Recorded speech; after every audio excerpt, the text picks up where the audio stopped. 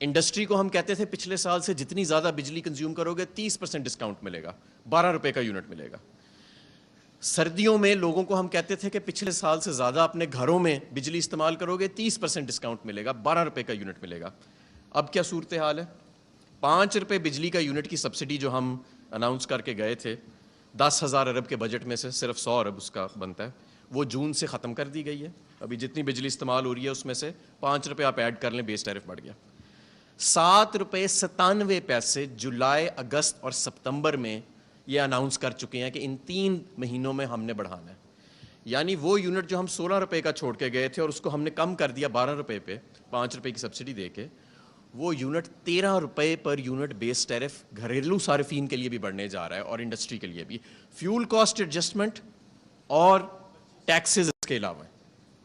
اب میں آپ کو بتاتا ہوں، اس کے آگے آپ چلتے ہیں کہ یہ یعنی کہ جہاں اور ہماری کیا بات ہو رہی تھی 2 روپے 57 پیسے جولائی میں آئی ایم ایف ہمیں کہہ رہا تھا کہ آپ نے بجلی بڑھانی ہے یونٹ، اور ہم ان سے لڑ رہے تھے کہ یہ ہم جولائی میں نہیں بڑھائیں گے، یہ ہم اس کو لمبا اسٹریچ کر کے بڑھائیں گے۔ اب ہم 7 روپے 97 پیسے بیس ٹیرف جو ہے وہ بڑھانے جا رہے ہیں۔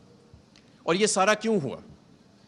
2013 سے لے کے 2018 تک آپ کے انرجی کا جو شعبہ ہے اس کے ساتھ جو زیادتی اور بچگانہ کھیل ہوا اس پہ ایک کتاب لکھی جا سکتی ہے۔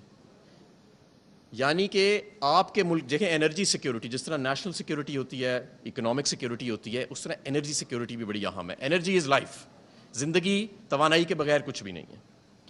آپ کے ملک کو 30% امپورٹڈ فیول ڈپینڈنسی سے 2018 میں 60% امپورٹڈ فیول ڈپینڈنسی پہ لے کے چلے گئے، اور آپ ایک ایسے ملک کے ساتھ یہ ظلم کر رہے ہیں جہاں پہ پہلے ہی فورن ایکسچینج کی ولنریبلٹی ایگزسٹ کرتی ہے، جہاں پہ آپ بار بار 19 مرتبہ آئی ایم ایف کے پروگرام میں گئے ہیں فورن ایکسچینج کی کمی کی وجہ سے، اور آپ اس ملک کے اوپر امپورٹڈ کوئلے اور امپورٹڈ ایل این جی کا بوجھ ڈال رہے ہیں۔ ایک cargo imported L N G کا $90 ملین کا ہے، ایک کارگو، ہم نے 12 خریدنے ہیں ہر مہینے۔ اب ڈالر انڈیکسیشن کے اوپر، ٹیک اور پے کے اوپر آپ نے جو امپورٹڈ کول اور امپورٹڈ ایل این جی کے پلانٹس آپ نے لگائے، آج اس کی وجہ سے فیول کاسٹ ایڈجسٹمنٹ بیس ٹیرف کے علاوہ 5 روپے یونٹ آپ کو دینا پڑ رہی ہے، جس کی وجہ سے آپ کی انڈسٹری کا پہیہ رکنے والا ہے۔ یعنی آپ 13 روپے یونٹ بڑھانے جا رہے ہیں بیس ٹیرف، اور 4-5 روپے آپ کو امپورٹڈ فیولز کی وجہ سے فیول کاسٹ ایڈجسٹمنٹ لگ کے آ رہی ہے۔ تو مال آپ کا کون خریدے گا جب اتنا مہنگا آپ مال بنائیں گے؟ تو یہ تو ایک، اور ہم نے اس کے ساتھ کیا کیا؟ ہم نے اس سارے دوران میں انرجی کی پرائسنگ کو ہم نے کم سے کم بڑھایا، جہاں بڑھانے کی ضرورت پڑی کیپیسٹی پیمنٹس زیادہ ہونے کی وجہ سے تو بڑھایا ہم نے، لیکن ہم نے کم سے کم بڑھایا، اور اس کو ساتھ ساتھ ہم نے سبسڈائز کیا۔ لائف لائن کنزیومرز کو ہم نے ٹچ نہیں کیا، ان کے ہم نے ریٹس نہیں بڑھائے۔ ہم نے آئی جی سیپ انٹروڈیوس کیا، 116 پروجیکٹس جو اسی ماڈل پہ تھے امپورٹڈ فیول کے اور ٹیک اور پے کے، وہ ہم نے شیلف کیے اور لوڈ شیڈنگ نہیں ہونے دی۔ اب آپ نے دیکھا کہ جو 7,500 میگا واٹ روزانہ کی لوڈ شیڈنگ ہے۔ اب آ جاتے ہیں گیس کے شعبے پہ اور پیٹرولیم کے یا پیٹرولیم کے شعبے پہ۔ تو آپ نے دیکھا تیل اور ڈیزل کی قیمتیں کتنی تیزی سے بڑھی ہیں۔ اس وقت یورپین ممالک جو آئی ایم ایف کے بورڈ ممبرز ہیں، ان کے ممالک میں فیول کے اوپر سبسڈی دی جا رہی ہے، اور مجھے یاد ہے ہمارے ٹائم پہ جب 5 روپے یا 4 روپے کی ہم بڑھاتے تھے بجلی کا پیٹرول کا نرخ لیٹر کا، تو ایک آرگیومنٹ آتا تھا کہ جی یہ عالمی منڈی کی آپ بات نہ کریں کیونکہ ادھر تو G D P per capita 10 گنا زیادہ ہے ہم سے۔